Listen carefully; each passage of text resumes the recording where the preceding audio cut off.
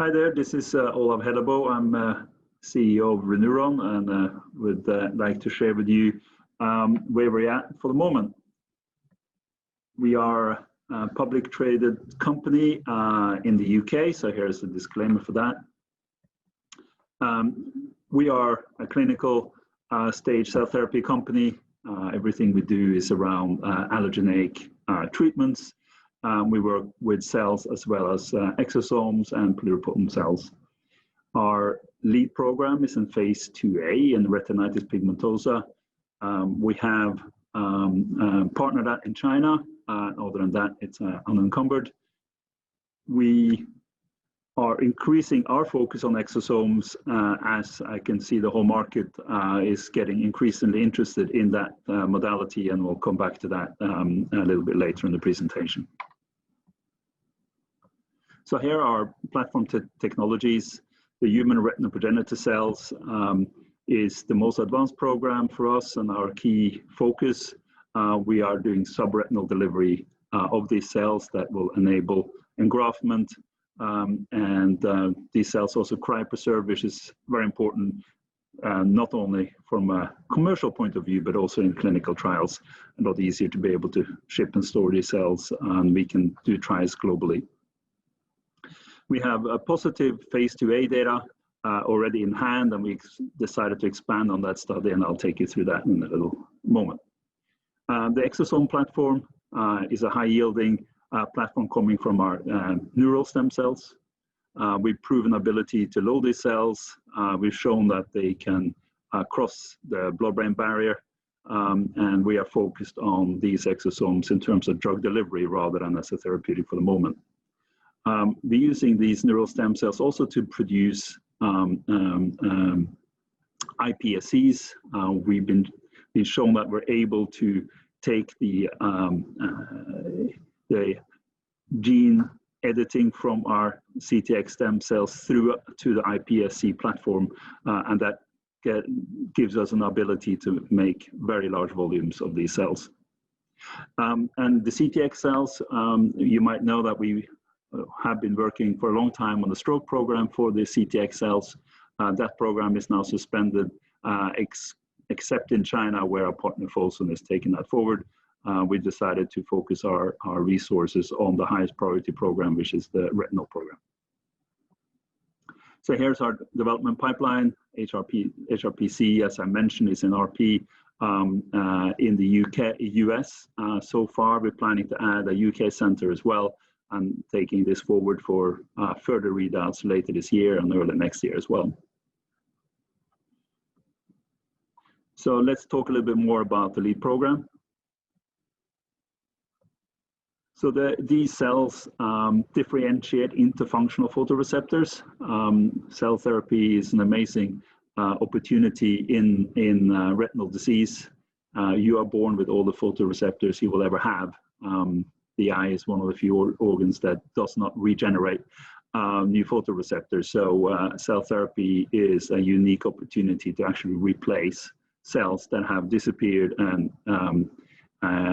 give patients an ability to regain lost vision. So it's an amazing opportunity, and we're very excited to continue working on these cells.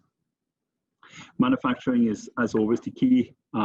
We licensed this in from Skepin's Eye Research Institute at Harvard, which is part of Harvard, some years back, and we spent a long time working out how to manufacture these in the best fashion.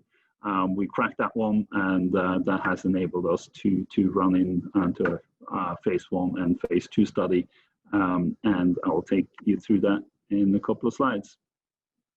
The surgical technique is subretinal injection. That's probably necessary in order to get engraftment and create new photoreceptors. Putting the cells into the vitreous has a potential to give trophic effects, but probably not any cell replacement.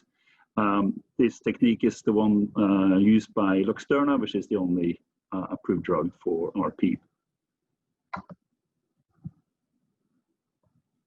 So a little bit more about retinitis pigmentosa. That's an inherited degenerative eye disease. So it is orphan, but it's a large orphan. We're talking 80, 90, 100,000 patients in the US, 150,000 in Europe. It is driven by gene defects, obviously, but there are a lot of different genes involved. There's over 100 different genes identified that will mutate into RP. So far, there's only one gene therapy available, which is Luxturna for the RPE65 gene deficiency. That's 1 or 2% of the patients. So the other 98% of patients do not have any therapy. And of course, it would be very difficult to provide gene therapy solutions for all of those patients. That would mean the creation of 50 or 100 different Spark therapeutics in order to do that.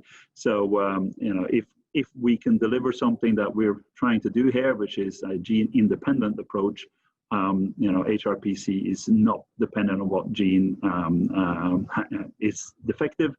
This is all about replacing loss vision.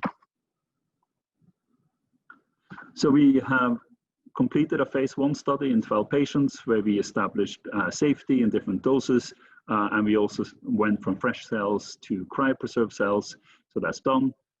We then went into a phase 2A study where we treated 10 subjects with established RP, but with some better visual potential, so you could start to look at the efficacy results.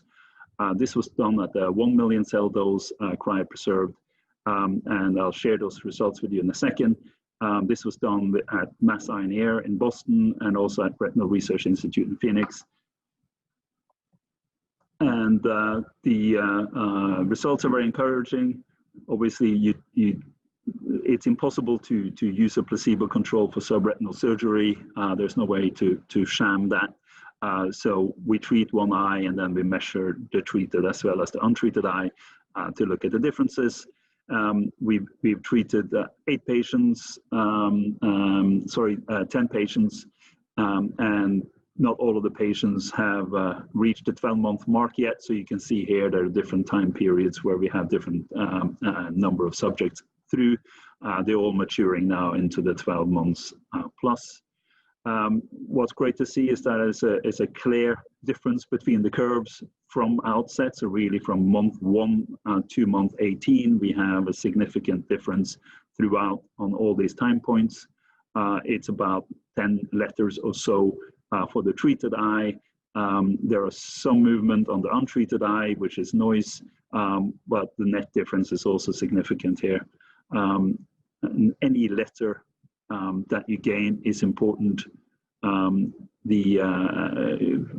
A patient who has perfect vision will be able to read 85 letters. A patient who has what's called 2200 vision, which is the legal definition of blindness, can read 35 letters. So, there's a 50-letter difference from blindness to perfect vision. So you can see that, gaining 5 or 10 letters is a very significant amount and makes a big difference to a patient. Our competitor, which is presenting at this meeting as well, JSight, private company in California, have just released their data, similar cell product. They are delivering cells into the vitreous, and our thought on that method is that you will have some efficacy, but probably moderate and maybe transient. And the data we've seen so far is that they have a 6-letter improvement in the treated eye, and the placebo is about 3. So gross is 6 and net is 3. So our efficacy here is more or less double of what you see with an intravitreal approach. And that makes sense to us because we think you'll get a more profound and durable efficacy from subretinal delivery rather than in the vitreous. So what we decided to do based on this data is to treat an additional 9 patients. We learned from what JSight has done that dose is important. You saw from their data, we could see that they have 2 doses, and there was a clear difference that the high dose was the best dose. So we would like to see what happens if we double the dose here. So we decided to do that in the next 9 patients. We're going from 1 to 2 million cell dose.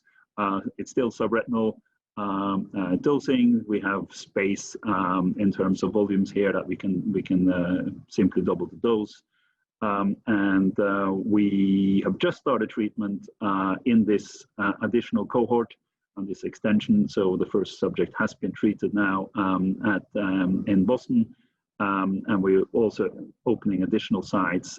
Professor McLaren in Oxford is the UK site that has been approved. So we're looking forward to having him on board as an additional site in this study. So we will see more data from both the 1 million cell dose cohort and the new 2 million cell dose cohort throughout 2020 and first half of next year. And we're looking forward to sharing this with you at one of the conferences in ophthalmology next year. Just quickly on exosomes, in the few minutes remaining, exosome is now garnering a lot more interest.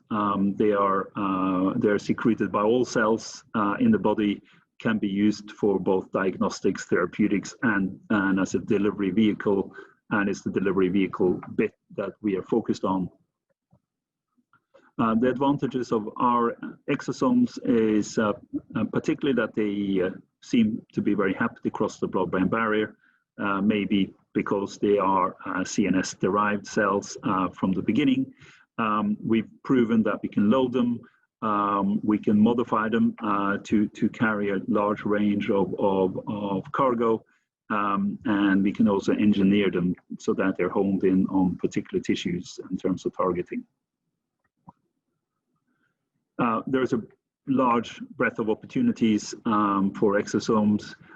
We are running 2 programs internally.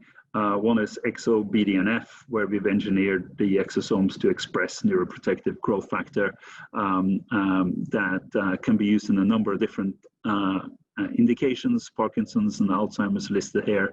Glaucoma is also another potential indication. So that's an internal program. ExoKRAS.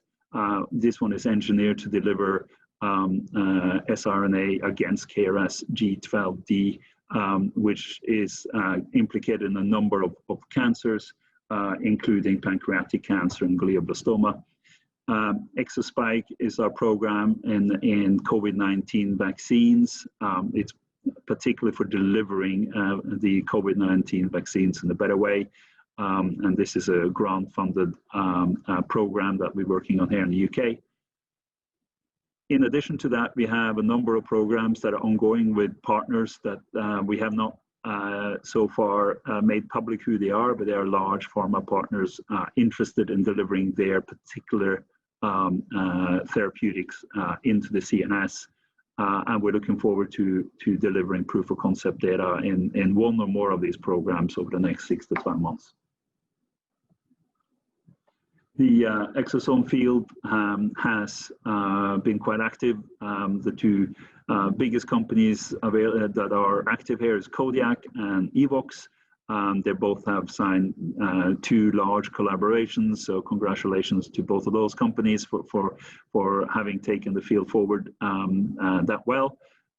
What Kodiak and Evox have that ReNeuron doesn't have yet is proof of concept in an animal model. And that's our goal, is to deliver that, as I mentioned, over the next 6 to 12 months. So we're looking forward to catching up with those guys.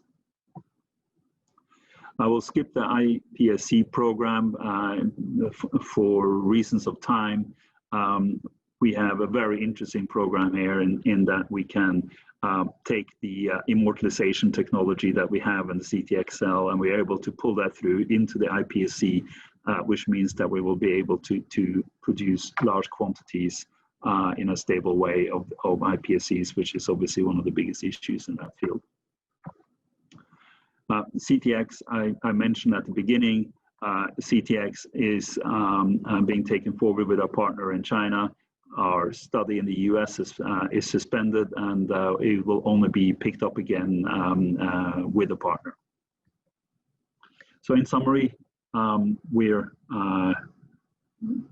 based in the UK and the US, a global leader in cell-based therapeutics, and we know each other well. You know us for many years. Everything we work on is allogeneic. The most exciting bit these days is the phase 2A study in RP, where we have excellent results And we're looking forward to if we can get even better results from a double dose. And we're looking forward to seeing those results over the next few months. And on the exosome side, we are very much looking forward to getting some proof of concept data and some further partnering opportunities.